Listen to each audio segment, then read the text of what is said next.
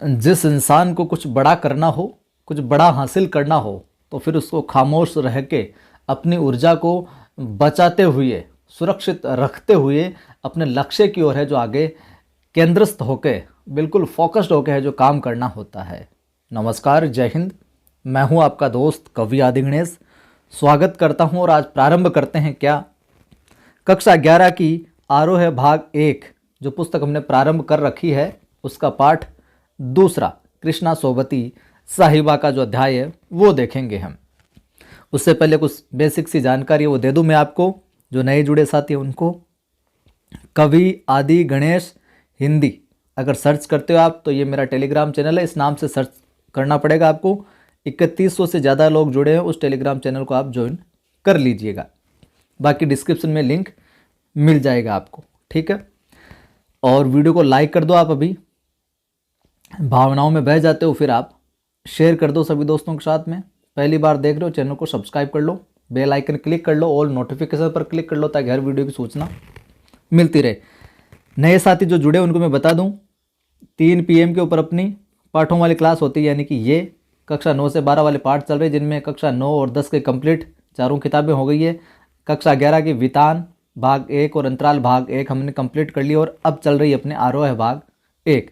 जो निरंतर जुड़े रहे उनका पाठ्यक्रम बहुत बेहतरीन ढंग से हो गया है। और शाम को 8 PM पर अपनी होती है काव्य शास्त्र की क्लास, जिसके अंदर हमने अलंकार कंप्लीट कर लिए और काव्य शास्त्र है जो चल रहा है। काव्य शास्त्र के भी 4 क्लास हो चुके, प्लेलिस्ट में वो भी मिल जाएगी। इसके अतिरिक्त हिंदी साहित्य का संक्षिप्त इतिहास जो कक्षा 11-12 के अंदर कॉमन रूप से चला करती है पुस्तक, जो हिंदी लिटरेचर को मजबूत बनाने के लिए एक नींव का ईंट का काम करती है, वो भी हमने पुस्तक कंप्लीट कर ली। वो भी प्लेलिस्ट में आप जाकर देख सकते हैं, 42 वीडियोज है उसके। चलिए प्रारंभ करते हैं कृष्णा सोबती साहिबा को हम पढ़ना। देखिए साथियों, और जहाँ से जो सवाल बनते चलेंगे वो मैं आपको बताता चलूँगा। बस मैं आपका साथ दे रहा हूँ, उसी प्रकार आपको मेरा साथ देना है। ज़्यादा से ज़्यादा लोगों को चैनल से जो जोड़ना है, बताना है, शेयर करना है। समय ही वह रंग है जो अनेक अनेक रंगों में विभाजित होता है और पठन पाठन प्रक्रिया द्वारा फिर एक है जो हो जाता है शब्दों के आलोक में। यहाँ से पंक्तियाँ ली गई है कि समय ही वो रंग है जो अनेक अनेक रंगों में विभाजित होता है और पठन पाठन की जो प्रक्रिया है उसके द्वारा फिर एक है जो एक हो जाता है। कृष्णा सोबती परिचय देखते हैं। कृष्णा सोबती जन्म होता है 18 फरवरी 1925 को गुजरात, पश्चिमी पंजाब यानी कि वर्तमान में जो पाकिस्तान है वहाँ पर होता है। कब होता है? 1925 में। प्रमुख रचनाओं में हम बात करें तो प्रमुख रचनाओं में आप लिखते चलिए जिंदगी नामा। और जिंदगी नामा जो रचना है इसके लिए इनको 1980 में क्या मिला था? साहित्य अकादमी पुरस्कार भी मिला था। तो ये भी ध्यान में रखना, किसके लिए मिला था? जिंदगी नामा के लिए मिला था साहब, साहित्य अकादमी पुरस्कार 1980 में। वहीं दिलो दानिश, ए लड़की, समय सरगम, ये तो क्या है? इनके उपन्यास हैं। आ गई बात समझ में? ये तो इनके क्या है? उपन्यास है। जिंदगी नामा, दिलो दानिश, ए लड़की और समय सरगम। वहीं डार से बिछुड़ी मित्रों मरजानी, डार से बिछुड़ी मित्रों मरजानी, बादलों के घेरे में, सूरजमुखी अंधेरे में। डार से बिछुड़ी मित्रों मरजानी, बादलों के घेरे में और सूरजमुखी क्या? अंधेरे में। ये क्या है? सभी कहानी संग्रह है इनके। वहीं हम हशमत और शब्दों के आलोक में, यह शब्द चित्र और संस्मरण है। जैसे कि ऊपर आया है शब्दों के आलोक में, तो ये पंक्तियां देकर पूछा जा सकता है कहाँ से लिखे? शब्दों के आलोक में से, ठीक है। इसलिए हर पाठ, कक्षा 11 की जो पुस्तक है इसमें हर पाठ के ऊपर जो 2 पंक्तियां दी गई, 2, 3, 4 जो भी है वो आपको जरूर ध्यान में रखनी है। और साहित्य अकादमी 1980 में मिला। और सम्मानों में बात करें, नीचे लिखा हुआ साहित्य अकादमी, पता चली कि जिंदगी नामा पर। वहीं हिंदी अकादमी का शला का सम्मान भी मिला इन्हें, ये 2001 में मिला था। साहित्य अकादमी की 72 सदस्यता सहित अनेक राष्ट्रीय पुरस्कार भी मिले, जिनमें इनको एक पुरस्कार लिख लीजिए 2017 के अंदर, 2017 में मिला था इनको ज्ञानपीठ पुरस्कार। ज्ञानपीठ पुरस्कार पूछ लिया जाए सोबती साहिबा को तो ये मिला था आपके साहब 2017 के अंदर। और इसके अलावा इनको 1981 में शिरोमणि पुरस्कार भी मिला है, 1996 में साहित्य अकादमी फेलोशिप, 1996 में 1996 के अंदर 1996 में इनको साहित्य अकादमी फेलोशिप से भी नवाजा गया है। और ये जो ज्ञानपीठ पुरस्कार ये भारतीय साहित्य का सर्वोच्च सम्मान है। ठीक है बात। और निधन हो जाता है 25 जनवरी 2019 को। पाठ में जितनी चीज़ें दी गई है उतनी चीज़ों को अपने को विशेष तौर से जो ध्यान में रखना है। आगे देखिए, आगे हम जो इनकी कृतियां हैं, आप प्रकाशन लिखना चाहो तो एक बार ध्यान में रख सकते हो, लिख सकते हो। जैसे कि ये बादलों के घेरे में जो यहाँ पर आया है, बादलों के घेरे, इसकी जो प्रकाशन वर्ष है वो है 1980। वहीं जो डार से बिछुड़ी है, डार से जो बिछुड़ी है, इसका प्रकाशन वर्ष आप देखना चाहो तो 1958। बाकी आप जितना पाठ में दिया गया उतना तो अच्छे से तैयार करना है। मित्रों मरजानी का 1967। मित्रों मरजानी का क्या है, 1967 है। और ए लड़की 1991। ए लड़की का 1991 लिखना चाहो तो लिख लो आप। ये सब कुछ इनकी रचनाएं हैं। उपन्यासों में जैसे कि जिंदगी नामा हो गया, इसका तो 1980 में इनको मिला ही था। दिलो दानिश हो गया, ये लड़की, समय सरगम, ये सारी की सारी चीज़ें। और जो हम हशमत है ये 3 भागों में है। जो नीचे आया है ना, हम हशमत और शब्दों के आलोक में शब्द चित्र और संस्मरण है, तो हम हशमत जो है 3 भागों में है।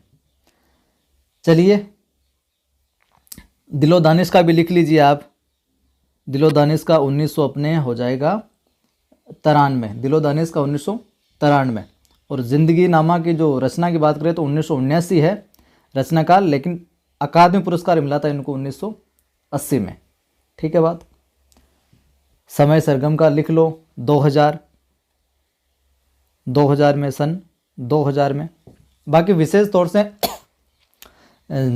प्रकाशन तो जो महत्वपूर्ण है रचनाकार, उनका मैं पहले 9th 10th में जो आए उनका लिखवा चुका हूँ। आगे भी जो भी आएंगे उनका लिखवा देंगे। इनका उतना नहीं पूछा जाता प्रकाशन। बाकी जितनी पाठ में जो रचनाएं दी गई है वो अच्छे से आप ज़रूर तैयार कर लें हमेशा। आगे देखिए, हिंदी कथा साहित्य में कृष्णा सोबती की विशिष्ट पहचान है। हिंदी कथा साहित्य में हम बात करें तो कृष्णा सोबती की क्या विशिष्ट पहचान है जो हमें देखने को मिलती है। ठीक है। वहीं आगे हम बात करें तो वे मानती हैं कि कम लिखना लेकिन विशिष्ट लिखना है।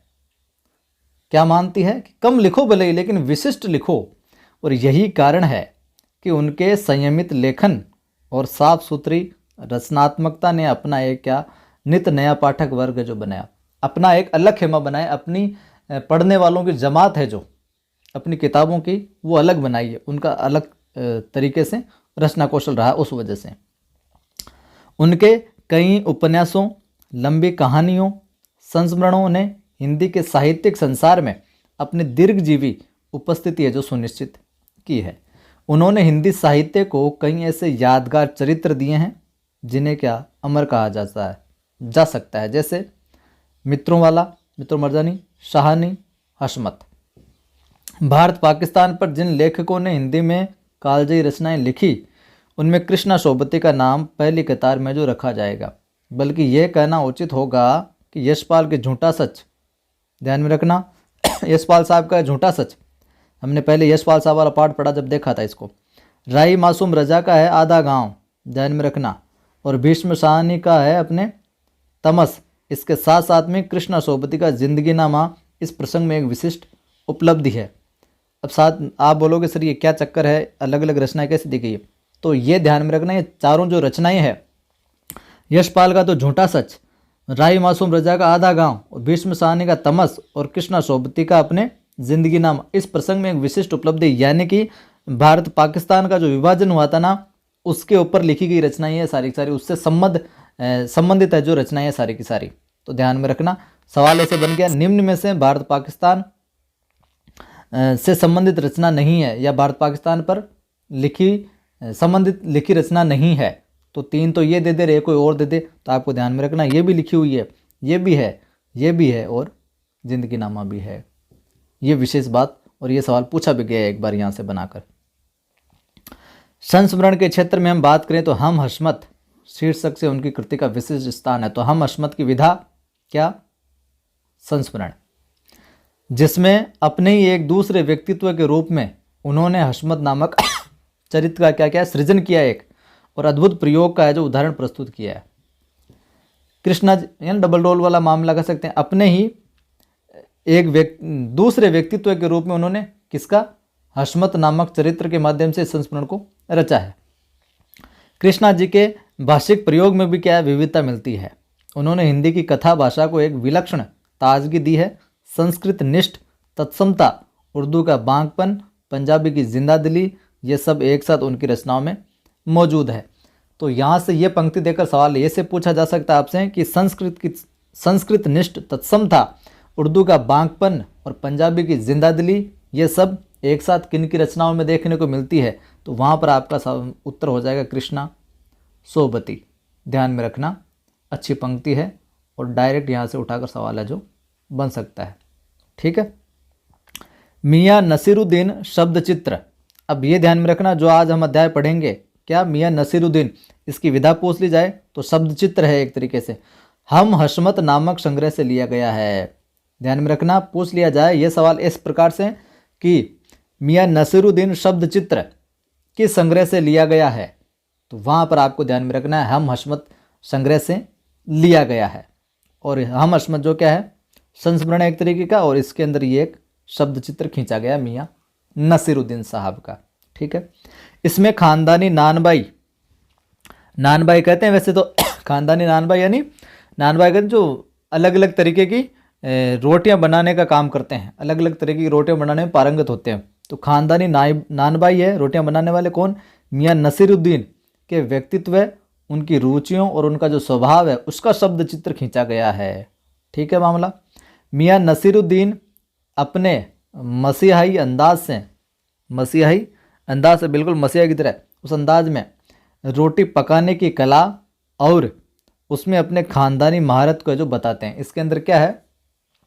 जो मियाँ नसीरुद्दीन है, नानबाई है प्रसिद्ध, जो तरह तरह की रोटियां बनाने में पारंगत है, जानते हैं, उनके बारे में वर्णन, वो अपनी जो खानदानी महारत है ना रोटी पकाने की कला, उसके बारे में वर्णन मिलेगा, जिसमें आपको कुछ न कुछ पंजाबी के, इस तरह के उर्दू के कुछ अल्फाज देखने को मिलेंगे।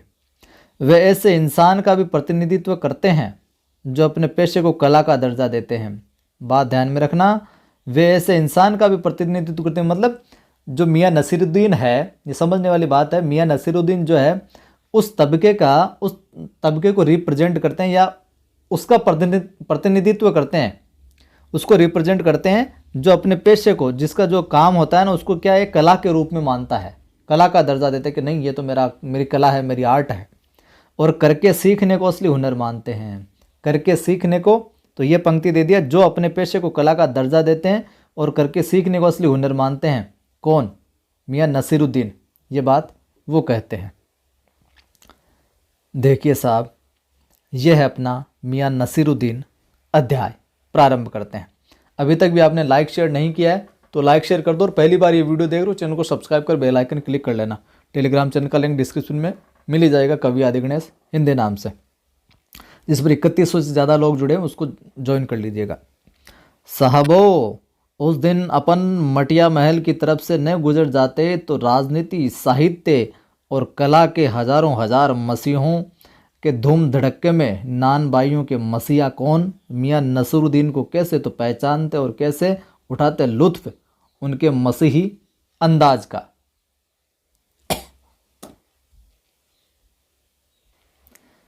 तो लुत्फ है उसका, जो मज़ा है वो कैसे उठाते उनके जो मसीही एक तरह का अंदाज। मटिया महल एक मोहल्ले का नाम है, एक जगह का, जो दिल्ली का मोहल्ला है एक तरीके से। ये हुआ ये कि हम एक दोपहरी जामा मस्जिद के आड़े पड़े मटिया महल के गढ़ैया मोहल्ले की ओर है जो निकल गए।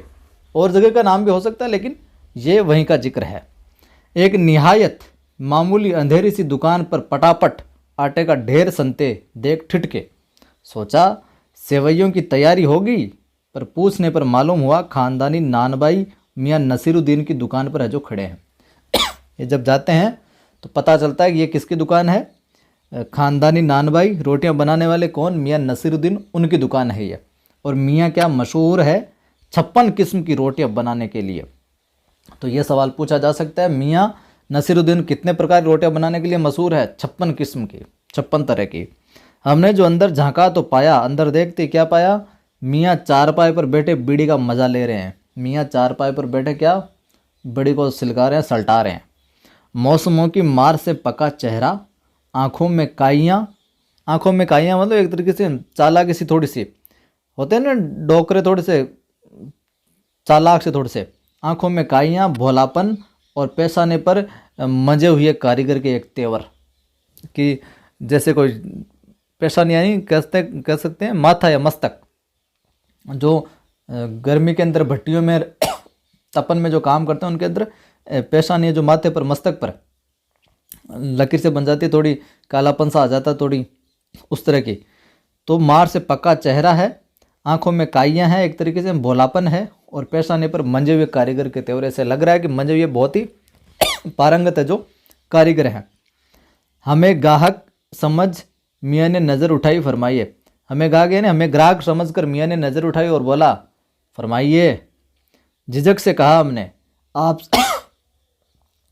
आपसे कुछ एक सवाल पूछने थे, आपको वक्त हो तो मियाँ नसीरुद्दीन ने पंच हजारी अंदाज से सिर हिलाया। निकाल लेंगे वक्त थोड़ा, पर ये तो कहिए आपको पूछना क्या है। पंच हजारी यानी कि औहदेदार हैं कोई, बिल्कुल उस अंदाज से कि उन्होंने पूछा कि आपको वक्त है क्या, तो मियाँ नसीरुद्दीन क्या कहते हैं कि पंच हजारी अंदाज से सिर हिलाते हैं, हिलाया कि निकाल लेंगे वक्त थोड़ा, पर यह तो कहिए कि आपको पूछना क्या है। तो पूछ ले, किसका कथन है? मियाँ नसीरुद्दीन का। फिर घूर कर देखा और जोड़ा, मियाँ कहीं अखबार नवीस तो नहीं हो? फिर ये क्या बोलते हैं कि कहीं अखबार नवीस तो नहीं हो, कि पत्रकार तो नहीं हो आप लोग? ये तो खोजियों की खुरापात है साहब। अपने आप बोल रहे कि ये तो खोजियों की खुरापात है, शरारत है एक तरीके से। हम तो अखबार बनाने वाले और अखबार पढ़ने वाले दोनों से क्या करते हैं, दोनों को ही निठल्ला समझते। मियाँ नसीरुद्दीन यहाँ पर बेइज्जती कर रहा है उनकी, उसको पता नहीं है तो कि हम तो जो अखबार नवीस है ना, अखबार पत्रकार वाले, अखबार बनाने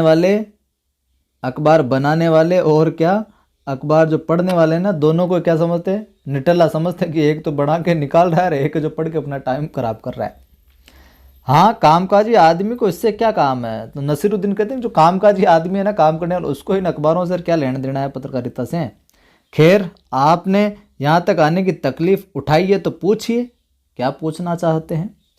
पूछना यह था कि किस्म किस्म की रोटी पकाने का ये जो इल्म है ना, ये जो एक तरीके से जानकारी है, ज्ञान है, जो विद्या आपने सीखी है, ये आपने कहाँ से हासिल किया? पूछा क्या सवाल कि आप जो अलग अलग तरीके किस्म किस्म की रोटी बनाने का जो इल्म है, ज्ञान है, विद्या, ये कहाँ से सीखा, कहाँ से हासिल किया?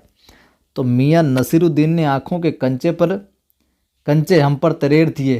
अब देखिए कितनी गजब की भाषा के अंदर वाक्य कहा है कि मियाँ नसीरुद्दीन ने आँखों के जो कंचे हैं हम पर फेर दिए, मतलब नज़र घुमाई एक तरीके से उन पर। फिर तरेर कर बोले, क्या मतलब? पूछिए साहब। नान भाई इल्म लेने कहीं और जाएगा? क्या पूछ रहे हो आप कि नान भाई इल्म लेने कहीं और जाएगा क्या? क्या नगीना साज के पास? क्या कोई नगीना साज होता है उसके पास जाएगा?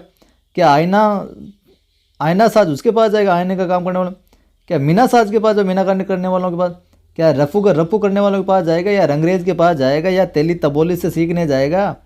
क्या फरमा दिया साहब। ये तो हमारा खानदानी पेशा ठहरा कि पुरखे भी हमारे यही करते आ रहे, खानदानी है साहब। हाँ, इल्म की बात पूछिए तो कुछ भी सीखा, कि जो कुछ भी सीखा, अगर आप इल्म की बात पूछ रहे तो जो कुछ भी सीखा ना, वो अपने वालिद उस्ताद से ही सीखा। किससे सीखा? अपने वालिद उस्ताद से ही हमने जो सीखा है। मतलब ये कि हम घर से न निकले कि कोई पेशा अख्तियार करेंगे, कि हम घर से नहीं निकले थे कि कोई पेशा सीखेंगे। जो बाप दादा का हुनर था वही उनसे है जो हमने पाया, और वालिद मरहूम के उठ जाने पर आ बैठे उन्हीं के ठिये पर। वालिद मरहूम के उठ जाने पर यानी ज़िंदगी से रुखसत होने के बाद उन्हीं के ठिये पर आके बैठ गए।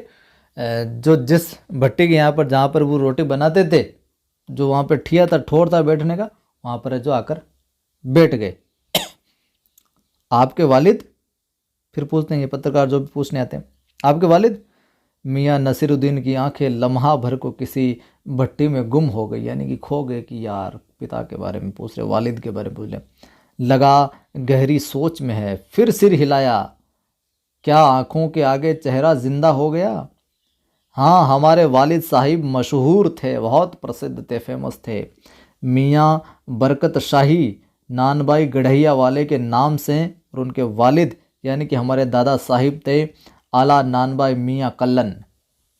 तो ध्यान में रखना, ये दोनों वालिद किस नाम से? मियाँ बरकत शाही नानबाई गढ़ैया वाले के नाम से प्रसिद्ध थे, और वालिद, उनके वालिद यानी इनके दादा का नाम, दादा पूछ ले तो आला नानबाई मियाँ कल्लन। तो दोनों नोट कर लीजिए, ध्यान में रखना। आपको इन दोनों में से किसी किसी की भी कोई नसीहत याद हो तो फिर पूछते हैं कि आपको ये बताओ, अपने वालिद और दादा इनमें से किसी कोई नसीहत याद हो तो वो बताओ। नसीहत काहे मियाँ, ये ध्यान रखना, मियाँ नसीरुद्दीन का कथन है कि नसीहत काहे कि मियाँ, काम करने से आता है, नसीहतों से नहीं। हाँ, कि ज्ञान फैलने से काम नहीं आता, काम करने से आता है। प्रैक्टिकली आप करोगे ना काम, तभी होगा। तभी आपको हम कहते रहते हैं, और भी गुरुजन कहते होंगे कि बेटा ये कर लो, वो पढ़ लो, वो पढ़ लो, तो वो आपको कहने को कह देंगे, अच्छी बातें, लेकिन जब आप करना शुरू करोगे ना, पढ़ोगे ना, तभी मामला सेट होगा, अन्यथा नहीं होगा। तो नसीहत का है कि मियाँ काम करने से आता है, नसीहत से नहीं। बजा फरमाया, यानी ठीक फरमाया आपने, बिल्कुल। आगे हम देखें, पर ये तो बताइए बताइए बताइए कि जब आप, यानी हमने भट्टी की ओर इशारा किया, इस काम पर लगे तो वालिद साहब ने सीख के तौर पर कुछ तो कहा होगा। भट्टी की ओर इशारा करते कहते हैं कि आप जब भट्टी पर बैठे, इस पर काम पर लगे, तो वालिद साहब ने कुछ न कुछ तो सिखाया होगा, सीख दी होगी। सीख के तौर पर क्या कहा? तो नसीरुद्दीन साहिब ने जल्दी जल्दी में 2-3 कश खींचे साहब, टिकाए, बीड़ी के कश खींचे। बीड़ी पी रहे थे ना वहाँ बैठे बैठे, आहा मज़ा आ गया। बीड़ी के कश टिकाए और फिर गला साफ किया और बड़े अंदाज से बोले, अगर आपको कुछ कहलवाना ही है तो बताएं, बताए दिए देते हैं। आप जानो, जब बच्चा उस्ताद के यहाँ पढ़ने बैठता है तो उस्ताद कहता है कि, बता देते हैं आप कहते हो तो, कि जब जो बच्चा होता है वो अपने गुरु के यहाँ, अपने उस्ताद के यहाँ, उसके पास बैठता है तो उस्ताद कहता है क्या? कहे अलिफ तो बच्चा कहता है अलिफ, कह बे, बच्चा कहता है बे, कह जीम, बच्चा कहता है जीम। इस बीच उस्ताद जोर का एक हाथ सिर पर धरता है और शागिर्द चुपचाप परवान करता है। समझे साहिब? परवान करना मतलब उन्नति की तरफ बढ़ता है शागिर्द, कि उस सिर पर हाथ रखते हैं, बस शागिर्द है जो यूँ समझ ऊपर बढ़ जाता है उन्नति की ओर। समझे साहिब? एक तो पढ़ाई ऐसी, और दूसरी बातचीत में छोड़ माफ करें, बातचीत में छोड़ सामने से गुजरते हुए मीर साहिब को आवाज़ दे डाली। पहले जो कन्वर्सेशन चल रही थी, बातचीत चल रही थी, समाज चल रहा था, उसको तो छोड़ा, और सामने से कौन गुजर रहे थे? मीर साहिब, उनको आवाज़ दे डाली, अरे कहो भाई मीर साहिब, सुबह ना आना हुआ, पर क्यों? कोई दुकानों पे आप जाते हो ना, किसी चाय की दुकान पे या किसी चाय वाले कुछ बोल रहे हो, भाई साहब एक चाय देने, जितने में चाय वाले कोई परिचित आ जाता है, उधर से वो निकलता है तो उसको, अरे और मोहन जी कहीं राम राम राम राम, इस तरीके से करते हैं ना। वही बात यहाँ पर हो रही है। मीर साहिब ने सिर हिलाया। मैं बोलता हूँ, मेरे साथ अगर चीज़ों को मज़े से पढ़ते चलोगे तो आपकी खोपड़ी में एक फिल्म चलेगी, यहाँ के नान भाई बैठा है, वो किसी को बोल रहा है, उससे कोई पूछ रहा है, इस तरह की सारी चीज़ें जो खोपड़ी में दृश्य चलते रहेंगे। और शब्द चित्र है तो शब्दों के चित्र तो आपके बनने ही बनने चाहिए खोपड़ी में। मीर साहिब ने सिर हिलाया। मियाँ अभी लौट के आते हैं तो बताएंगे क्या हुआ। आप दूसरी पढ़ाई की बाबत कुछ कह रहे थे ना? हाँ हाँ। इस बार मियाँ नसीरुद्दीन ने यूं सिर हिलाया कि सुकरात हो जैसे। हाँ, एक दूसरी पढ़ाई भी होती है, सुनिए। अगर बच्चे को भेजा मदर से तो बच्चा, अगर मदर से भेजा तो बच्चा क्या, न कच्ची में बैठा न बैठा वह पक्की में, न दूसरी में और जा बैठा तीसरी में। हम ये पूछेंगे कि उन तीनों जमातों का क्या हुआ, तीनों कक्षाओं का क्या हुआ उन तीनों क्लासों का। अपना ख्याल था कि मियाँ नसीरुद्दीन नानभाई अपनी बात का निचोड़ भी निकालेंगे, पर वह हम ही पर दागते रहे। हमें लगा कि वो अपनी बात को कंक्लूजन पे ले जाएंगे, बिल्कुल सारांश पे ले जाएंगे कि ये हुआ मामला, लेकिन वो तो हम ही से दाग रहे हैं। बताओ, आप ही बताइए उन 2-3 जमातों का क्या हुआ। ये बात मेरी समझ के तो क्या बाहर है। इस बार शाही नानभाई मियाँ कल्लन के पोते, अब ये कल्लन कौन, जो दादा था ऊपर नाम आया था मियाँ नसीरुद्दीन का दादा, मियाँ कल्लन के पोते अपने बचे खुचे दांतों से खिलखिला के हंसती है। इतने दांत है डोकरे के 2-4, उनसे हंसते हैं। मतलब मेरा क्या साफ न था, लो साहिबो अभी साफ हुआ जाता है, जरा सी देर को मान लीजिए आप क्या कि हम बर्तन धोना न सीखते, हम भट्टी बनाना न सीखते, भट्टी को आँच देना न सीखते, तो क्या हम सीधे साधे नानभाई का हुनर सीख जाते। तो ये किसके कहते हैं ना, नसीरुद्दीन के। नसीरुद्दीन क्या कहते हैं कि अगर हम बर्तन धोना नहीं सीखते शुरुआत में, भट्टी बनाना नहीं सीखते, भट्टी को आँच लगाना नहीं सीखते कि किस तरीके से क्या आँच लगती है, तो ये बताओ कि हम सीधे सीधे नानभाई का ये हुनर सीख जाते। यानी कि सारी प्रक्रिया हमने पास से बैठकर देखी है। मियाँ नसीरुद्दीन हमारी ओर कुछ ऐसे देखा कि उन्हें हमसे जवाब पाना हो जैसे। फिर बड़े ही मज़े अंदाज में कहा, कहने का मतलब साहिब यह है कि तालीम भी बड़ी चीज़ होती है, कि तालीम की तालीम भी बड़ी चीज़ होती है, यानी शिक्षा की जो शिक्षा होती है ना वो भी बड़ी चीज़ होती है। सिर हिलाया, है साहिब, माना, उन्हीं को लपेटे ले रहा है। मियाँ नसीरुद्दीन जोश में आ गए। हमने न लगाया होता खोमचा तो आज क्या यहाँ बैठे होते, कि हमने न लगाया खोमचा तो कि आज यहाँ बैठे होते। मियाँ को खोमचे वाले दिनों में भटकते देख हमने बात का जो रुख मोड़ा। खोमचा वैसे कहते हैं जो बड़ी सी परात होती है जिसमें सारी चीज़ें रख कर है, जो लोग घूम घूम कर बेचते हैं कुछ ना कुछ। तो मियाँ को खोमचे वाले दिनों में भटकते देख कि उन यादों में जा रहे हैं, देख हमने क्या बात का रुख मोड़ दिया। और आपने खानदानी नानभाई होने का जिक्र किया, क्या यहाँ और भी नानभाई है। तो ये पूछते कि और भी नानभाई है या फिर आप इकलौते ही हो।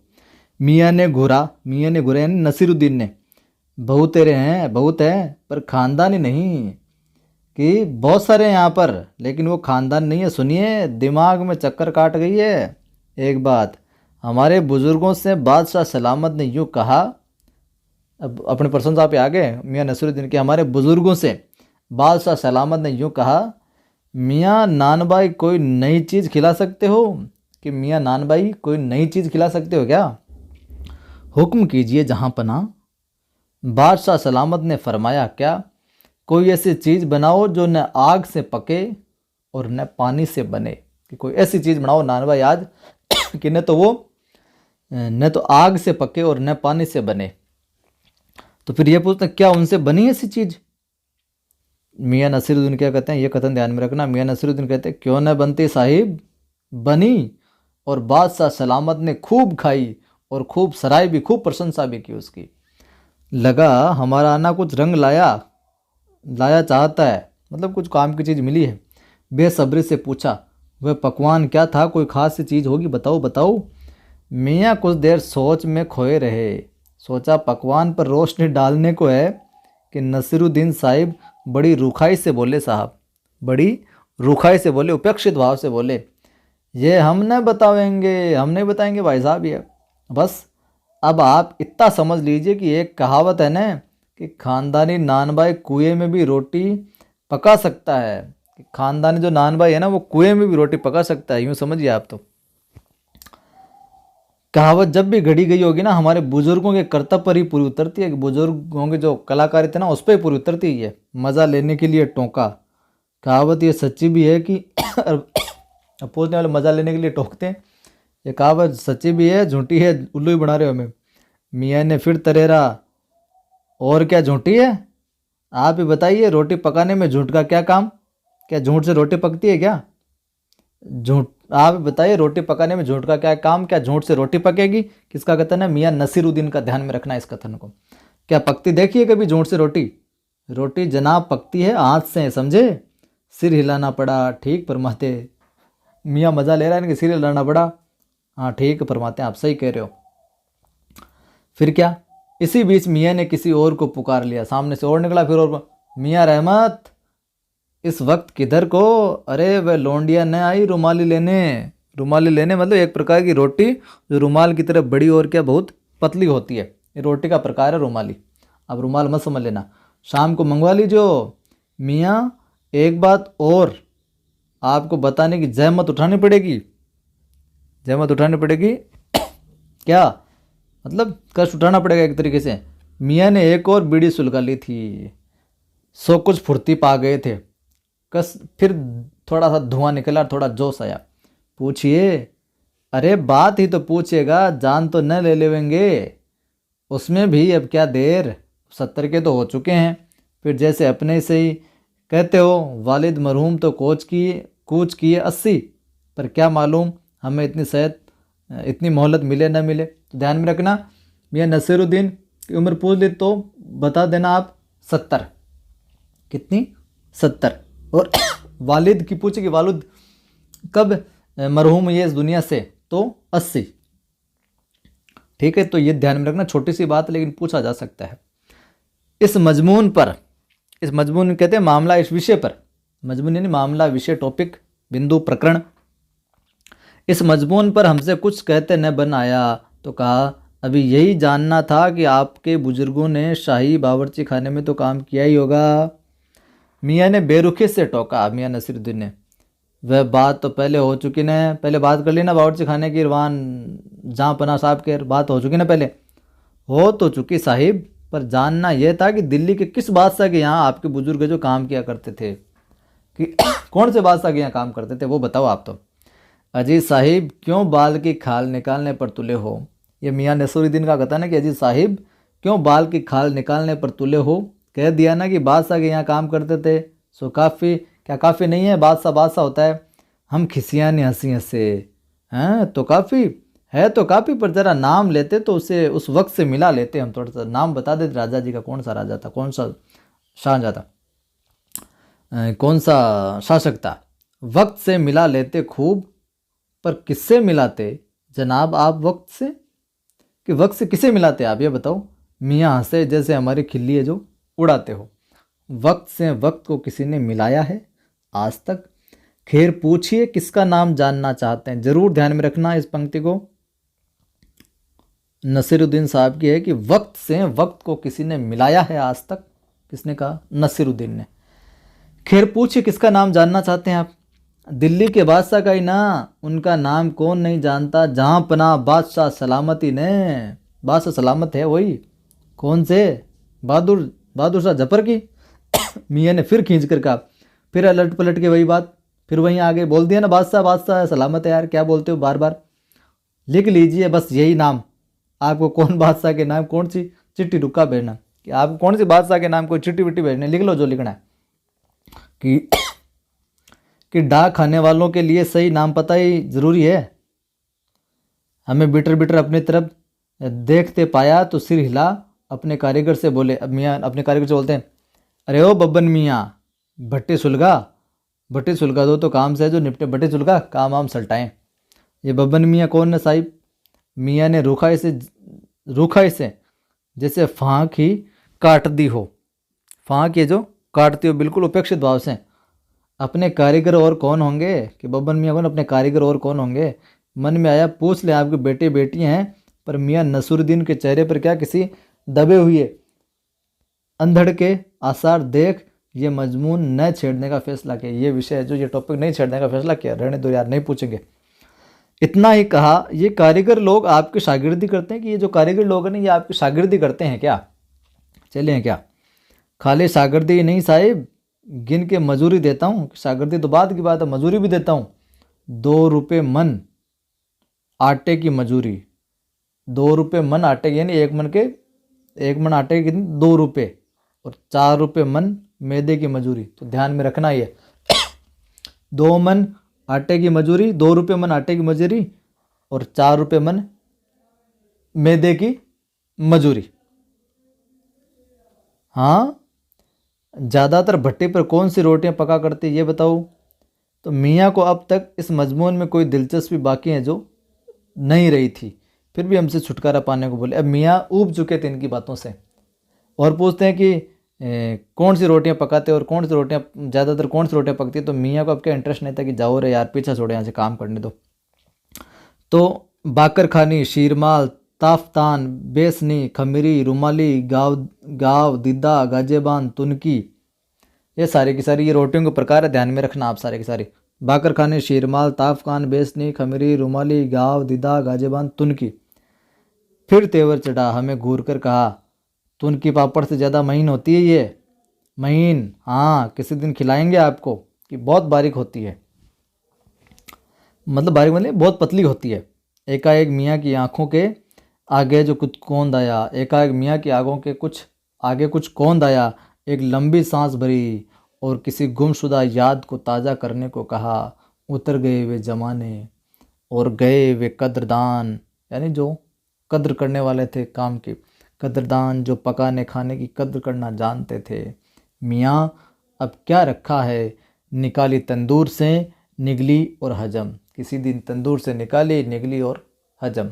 कहाँ कलाकारी, कहाँ वो कद्रदान। तो ये था अपना पाठ, इस प्रकार से हुआ पूर्ण। उम्मीद करता हूँ मज़ा आया होगा। नान भाई शब्दार्थ देख लेते हैं, कई बार सीधे शब्दार्थ से भी सवाल आता है एक दो।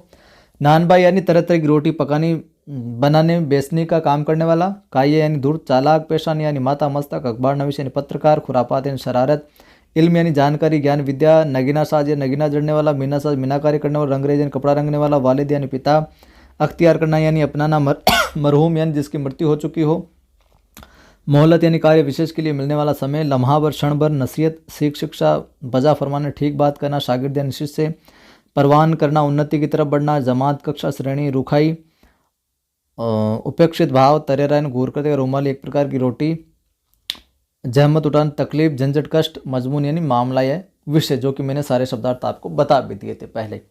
अनुरोध आपसे, वीडियो को लाइक नहीं किया अभी तो लाइक कर दीजिए। सभी दोस्तों के साथ सभी ग्रुप में ज़रूर शेयर करें और बोले उनको चैनल से जुड़ें। पहली बार देख रहे हो चैनल को सब्सक्राइब कर बेल आइकन क्लिक करो, ऑल नोटिफिकेशन पर क्लिक करो ताकि हर वीडियो की सूचना मिलती रहे। टेलीग्राम चैनल का लिंक डिस्क्रिप्शन में मिल जाएगा, कवि आदि गणेश हिंदी नाम से हैं, जिस पर 3100 से ज़्यादा लोग जुड़े, उसको ज्वाइन कर लेना। और मेरा एक दूसरा यूट्यूब चैनल है आदि की आवाज़ नाम से, जिस पर मैं मोटिवेशनल वीडियो डालता हूँ स्टडी से रिलेटेड। तो आपकी कोई समस्याएं हैं तो वो वीडियो ज़रूर देखें आप, आदि की आवाज़ नाम से। सब्सक्राइब करें इस चैनल को भी और मोटिवेशनल वीडियो निरंतर सकारात्मक ऊर्जा से आप भरे रहिए। जय हिंद, फिर मिलता हूँ।